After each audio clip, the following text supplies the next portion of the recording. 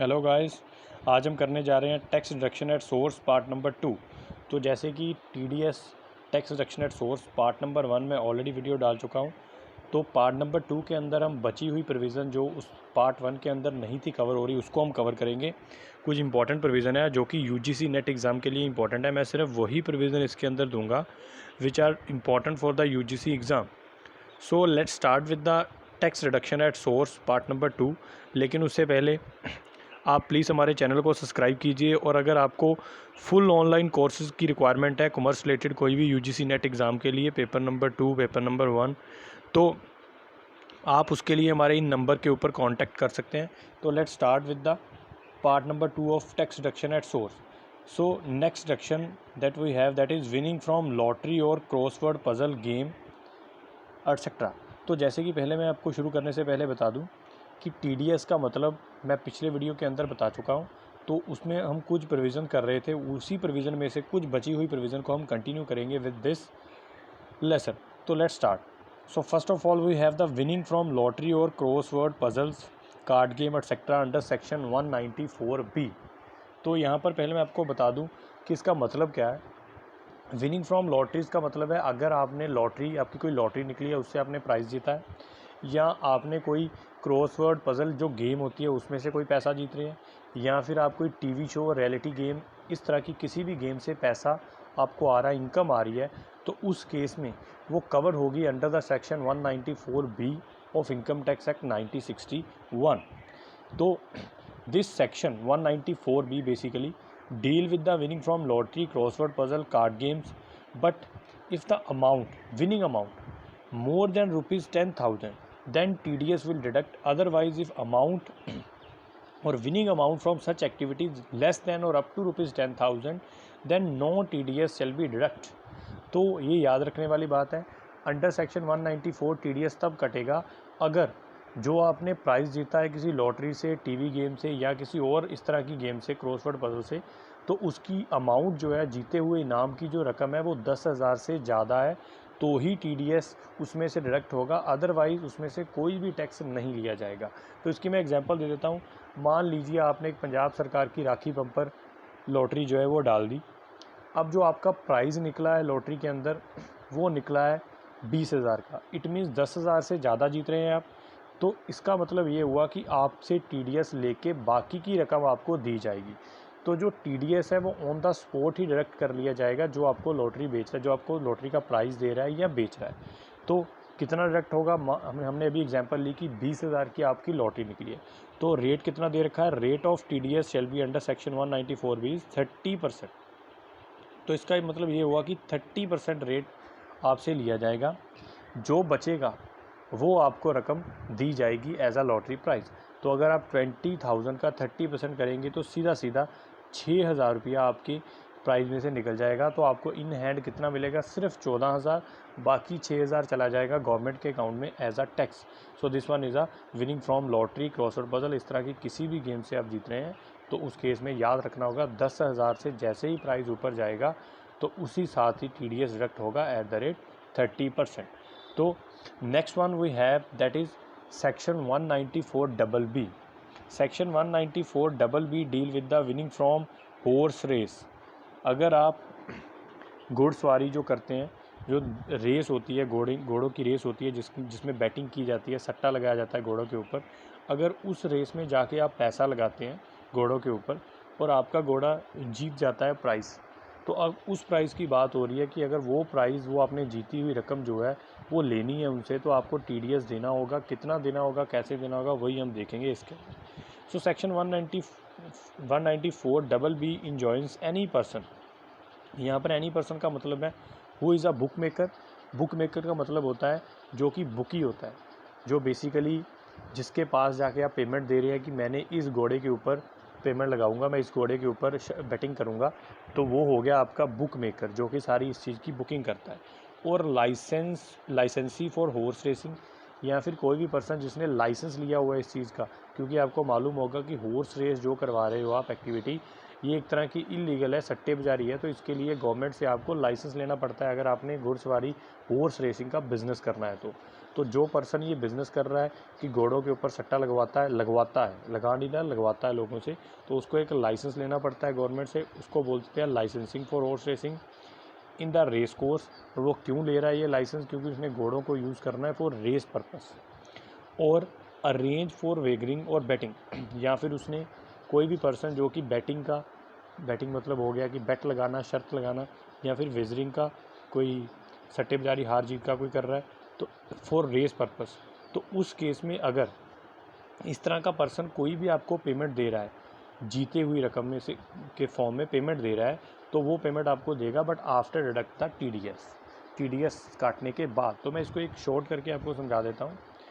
मान लीजिए एग्जांपल के लिए देखें, मान लीजिए एक पर्सन है जिसका बिज़नेस है, जो कि एक बुक मेकर है, मिंटू से जो बुकी है। जो पर्सन का काम क्या है कि घोड़ों को यूज़ करता है रेस पर्पज़ के लिए। आप उसके पास गए, आपने बोला कि मेरे को ये जो C नंबर का घोड़ा है इसके ऊपर बेट लगानी है, तो उसने आपसे पैसा लिया। आपकी जो बेट है वो फिक्स होगी C नंबर घोड़े के ऊपर। अब उस बेट से आपने अगर प्राइज़ जो जीता है वो 10,000 से ज़्यादा है, मान लेते हैं उस घोड़े के ऊपर पैसा लगाने के बाद आपको मिला 50,000। तो अब जो 50,000 वो पर्सन जो बुक मेकर है या वो लाइसेंसी जो है, उसने आपको जो 50,000 है वो पूरा नहीं देना, वो उसमें से अपनी रकम डिडक्ट करेगा TDS, बाकी जो बचेगा वो आपको पेमेंट कर दी जाएगी। तो इसको हम बोल देते हैं payment made after the reduction of tax. तो ये पेमेंट हो रही है winning from horse race payment, और लिमिट याद रखनी होगी आपको, 10,000 तक कोई भी TDS डिडक्ट नहीं होगा। लेकिन जैसे ही 10,000 से 1 रुपया भी ऊपर जाएगा then TDS will be deduct by that booker. और रेट ऑफ TDS कितना होगा? 30%। जैसे 50,000 ले रहे थे, तो 50 का आप 30% कर दोगे तो सीधा 15,000 पे आपका डिडक्ट कर लिया जाएगा एज अ टैक्स। तो ये था winning from horse race under section 194BB। And इसके बाद जो हमारे पास नेक्स्ट डिडक्शन है that is covered under section 194D। So 194D किससे डील कर रहा है? Insurance commission. जैसे पहले नाम से आपको क्लियर क्या हो रहा है कि अगर इंश्योरेंस कंपनी से आपको कोई कमीशन मिल रही है, तो नेचुरली सी बात है इंश्योरेंस कंपनी आपको कमीशन क्यों देगा, पहले हम ये सोचें। इंश्योरेंस कंपनी कमीशन इसलिए देगा क्योंकि आपने उसके लिए बिज़नेस किया, आपने उनकी पॉलिसी बेची, आपने उनके बिज़नेस को बढ़ाने में मदद की, तो इसलिए आपको कमीशन दे रहे हैं। तो वो जो कमीशन आपको मिलेगी उसमें से भी टैक्स पहले TDS डिडक्ट होगा, then government will make the payment to you. So हम देखते हैं इसके अंदर, the tax must be deduct by the entity का मतलब हो गया यहाँ पर वो insurance company who makes the payment to the resident person, जो कि पेमेंट दे रही है, एज आ रेमोनरेशन का मतलब होता है किसी भी तरह से आप उसको पैसा दे रहे हैं, in the form of wages, in the form of commission या किसी और फॉर्म से, any reward bye the way of commission के तौर पे, और फॉर द फॉलोइंग पर्पस, या फिर इन पर्पस के लिए, या फिर एज अ कमीशन। कौन कौन से पर्पस हैं? सॉलिसिटिंग और ऑब्टेनिंग द इंश्योरेंस बिजनेस, कि आप इंश्योरेंस बिजनेस के लिए वो पैसा दे रहे हैं। मतलब ये हुआ कि उस पर्सन ने आपके इंश्योरेंस बिजनेस को बढ़ाया या इंश्योरेंस बिजनेस को दिया कमा के आपको, इसलिए आप उसको ये पैसा दे रहे हैं, rather than be treated as a commission.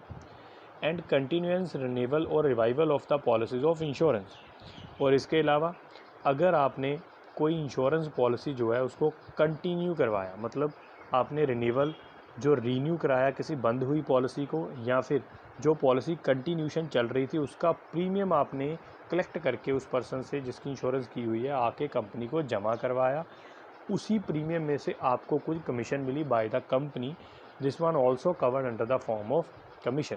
So ये सारी जो इस तरह कोई भी पेमेंट आपको की जा रही है, all these payments are to be made by the company but after deduct the tax TDS deduct करने के बाद। तो इसको हम बोल देते हैं payment made by the insurance company after deduction of tax. तो रेट क्या होगा?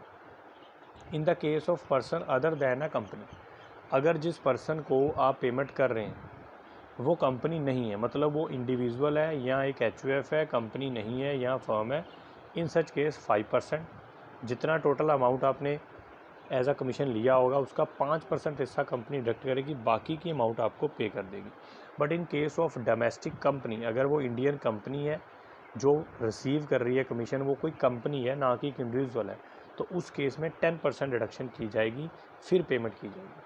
एंड द एग्जम्पशन लिमिट कितनी है ये याद रखनी पड़ेगी आपको, एग्जम्पशन लिमिट इज़ ₹15,000। अगर 15,000 तक कमीशन है तो कोई भी TDS नहीं डिडक्ट होगा, but if the amount of commission more than ₹15,000 then the commission will be deduct by that particular insurance company at the rate 5% in case of person other than the company. In the case of domestic company that rate will be 10%. तो ये आपको याद रखना होगा in the case of insurance under section 194D. Next we have tax reduction from commission. यहाँ पर हम बात करेंगे commission which is also known as brokerage. अगर आप किसी को कमीशन दे रहे हैं, यहाँ पर इंश्योरेंस कमीशन की बात नहीं हो रही अंडर सेक्शन 194H, यहाँ पर सिंपल एक कमीशन और ब्रोकरेज की बात हो रही है। अगर आप किसी को दलाली देते हैं, ब्रोकरेज देते हैं अपने बिज़नेस को प्रमोट करने के लिए या किसी भी और पर्पज़ के लिए, तो उस केस में भी वो जो अमाउंट आप पे कर रहे हैं उस ब्रोकर को, उस कमीशन एजेंट को, that amount will be made but after deduct the tax काटने के बाद। तो हम देखते हैं section 194H for the in the income tax on any income by the way of commission और brokerage for any person responsible for paying to a resident. तो जो पर्सन ऐसी कमीशन दे रहा है that person will responsible for deduct the tax and deposit to the government. And exemption limit again 15,000। अगर 15,000 तक है तो कोई TDS नहीं है। If more than ₹15,000 then the TDS will be deduct at the rate of 5%। 5% commission के ऊपर TDS deduct होगा, फिर आपको पेमेंट की जाएगी। इसमें सबसे इंपॉर्टेंट चीज़ है जो वो क्या है, no TDS is to be made on any commission और brokerage which is payable by the BSNL और MTNL to their public call office और फ्रेंचाइजीज। देखिए दो कंपनीज है BSNL एंड MTNL, जिनको अगर कोई कमीशन, जिनके द्वारा अगर कोई कमीशन दी जा रही है तो उसमें से कोई भी TDS डिडक्ट नहीं किया जाएगा, क्योंकि ये दोनों ही सेंट्रल गवर्नमेंट ओन्ड कंपनीज है। So that's why Bharat Sanchar Nigam limited, MTNL that is Mumbai, that is multinational जो कंपनी है, इन दोनों कंपनीज़ के केस के अंदर कोई भी कमीशन देने की ज़रूरत नहीं है। क्यों? क्योंकि ये दोनों गवर्नमेंट ओन्ड कंपनी है। No TDS is to be paid. दोनों ही टेली कम्युनिकेशन के एक कंपनीज हैं। And next last we have that is rent, section 194I। Section 194I deal कर रहा है रेंट के साथ। तो रेंट का मतलब आपको पता ही होगा कि रेंट का मतलब है अगर हम कोई घर या किसी का कोई एक मशीनरी या किसी की कोई एक प्रोडक्ट यूज़ कर रहे हैं ऑन रेंट बेसिस, उसका किराया दे रहे हैं, अपनी नहीं है, ख़रीदी नहीं हुई, उसको यूज़ कर रहे हैं और उसका रेंट दे रहे हैं, तो उस केस में बात हो रही है कि TDS डिडक्ट होगा या नहीं होगा। अब पहले तो अंडरस्टूड सी बात है कि रेंट कौन पे करेगा। रेंट पे करेगा टेनेंट। किसको पे करेगा? To the landlord. It means here the tenant, जो पर्सन किराया दे रहा है, टेनेंट किराएदार, responsible for deduct the tax from the amount of और from the amount of rent which is paid to the landlord. अगर किराएदार ने किराया देना है मकान मालिक को, तो वो पहले उसमें से अपना जो गवर्नमेंट का हिस्सा है टैक्स वो खुद ही डिडक्ट कर लेगा, फिर बची हुई रकम एज अ रेंट पे करेगा लैंडलॉर्ड को। तो जो हिस्सा उसने डिडक्ट करना है वो कितना होगा, उसका रेट क्या होगा? 2% for the use of machinery, plant और इक्विपमेंट्स। अगर आप कोई टूल यूज़ कर रहे हैं, इक्विपमेंट यूज़ कर रहे हैं, कोई मशीनरी यूज़ कर रहे हैं, उस केस में केवल 2%। लेकिन अगर कोई लैंड, कोई बिल्डिंग यूज़ हो रही है तो उस केस में पहले आप 10% अमाउंट डिडक्ट करेंगे एज अ टैक्स, फिर आप अपने लैंडलॉर्ड को, मालिक को बची हुई रकम एज अ रेंट पे करेंगे। तो exemption limit under this section ₹1,80,000। अगर 1,80,000 से किराया कम है तो आपको कुछ भी डिडक्ट करने की ज़रूरत नहीं है। ये लिमिट याद रखनी ज़रूरी होगी। अगर किराया 1,80 से ऊपर है तो ही आप TDS डिडक्ट करोगे, otherwise you no need to deduct the TDS। तो गाइज़ ये था सारा टॉपिक, कुछ इंपॉर्टेंट प्रोविजंस TDS के रिलेटेड, क्योंकि जो UGC एग्ज़ाम है उसके अंदर ज़्यादातर इन्हीं इंपॉर्टेंट प्रोविज़न में से ही आपको आएगा कुछ ना कुछ, तो मैंने इन ब्रीफ देने की कोशिश की है। अगर आपको ये वीडियो अच्छा लगा हो तो आप हमारे चैनल को सब्सक्राइब कीजिए और फुल कोर्सेज़ के लिए आपको जो मैंने स्टार्टिंग में कॉन्टैक्ट नंबर दिए थे उनके ऊपर आप कॉन्टैक्ट कर सकते हो। Thank you for this.